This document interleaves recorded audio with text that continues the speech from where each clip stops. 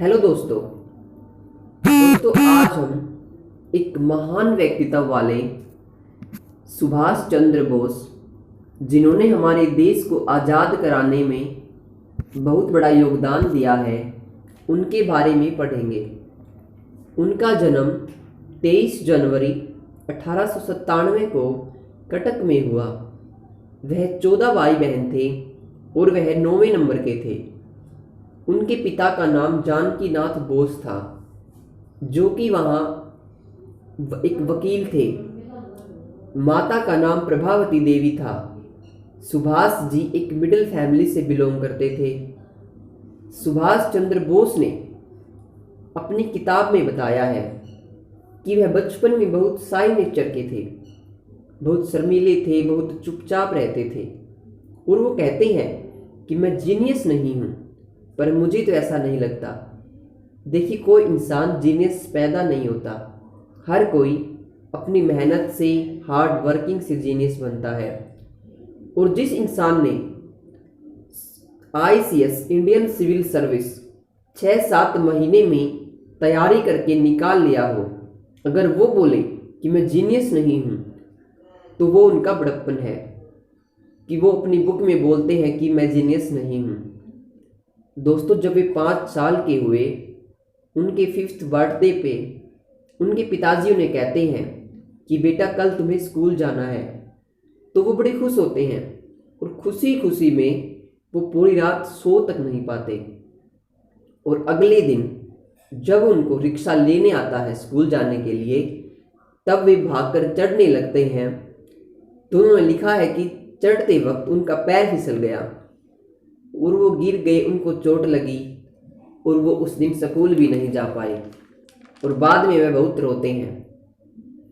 दोस्तों, जब बाद में वह स्कूल में गए, उन्होंने वहाँ देखा कि यहाँ तो सिर्फ इंग्लिश पढ़ाई जाती थी, इंग्लिश साहित्य के बारे में पढ़ाते थे, हमारी संस्कृति के बारे में कुछ था ही नहीं। बाइबिल पढ़ाई जाती थी, इंग्लिश हिस्ट्री पढ़ाई जाती थी। अब यहाँ से इतनी छोटी सी उम्र में उनका एटीट्यूड डेवलप होने लगा, हमारे देश के लिए कुछ करने के लिए सोचने लगे।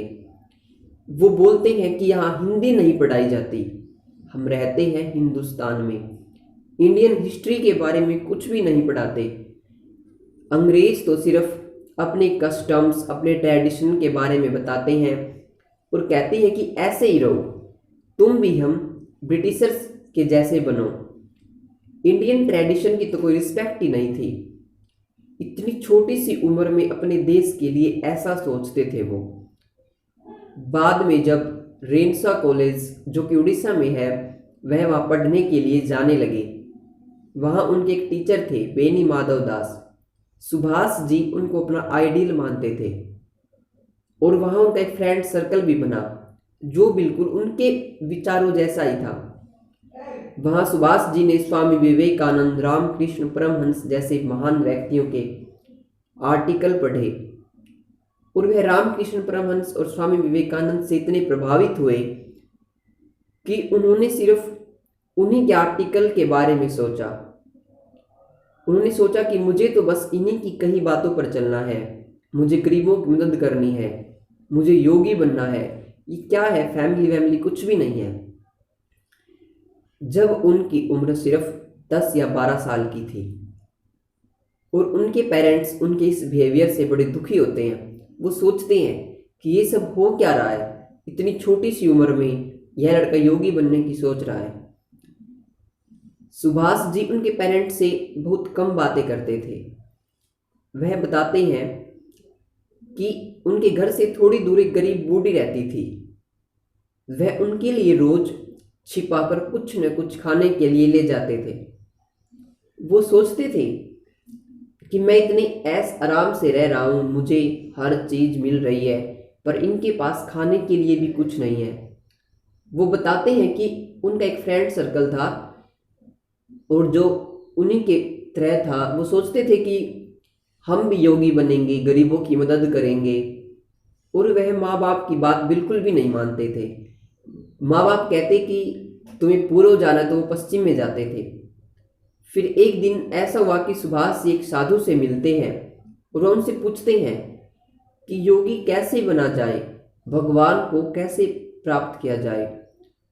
तो योगी जी कहते हैं, सुबह उठकर अपने माता पिता के पैर छुओ, उनकी इज्जत करो और बाद में तुम योगी बनने की सोचना। माँ बाप से बड़ा भगवान कोई नहीं है। तो अगले दिन जब सुभाष जी उठकर उनके पेरेंट्स के पैर छूते हैं, अपना लाइफस्टाइल चेंज करते हैं, तो उनके पेरेंट्स सोचते हैं, अरे जो लड़का हमसे हमेशा इरिटेट रहता था, आज वो सबसे पहले उठकर हमारे पैर छू रहा है। देखिए, वो अपने पेरेंट्स की रिस्पेक्ट पहले भी करते थे, पर उनका माइंड थोड़ा योगी जैसा हो गया था। वो सोचते थे कि मुझे तो सिर्फ योगी बनना है, लोगों की मदद करनी है। और उनके पेरेंट्स ने उनके इस मौके का फ़ायदा उठाकर उन्हें कलकत्ता के प्रेसिडेंसी कॉलेज में पढ़ने के लिए भेज दिया। वहाँ पर जब मैट्रिक की परीक्षा हुई तो वह पूरी यूनिवर्सिटी में सेकंड नंबर पर आते हैं। वह पढ़ने में बहुत अच्छे थे। पढ़ने में क्या, वह हर काम को पूरी लगन से करते थे। अब वहाँ जाने के बाद उनके माता पिता सोचते हैं कि अब लड़का सीधा साधा हो जाएगा और ये योगी बनने की बात बिल्कुल छोड़ देगा। लेकिन होता है उसका उल्टा। वहाँ पे क्या होता है कि उनका ग्रुप और बढ़ जाता है। यह 1913 की बात थी। आप जानते होंगे कि उस समय बहुत ज़्यादा क्रांतिकारी घटनाएं हो रही थी। वह सब चरम में थी और क्रांतिकारियों को उस समय अंग्रेज टेररिस्ट बोला करते थे।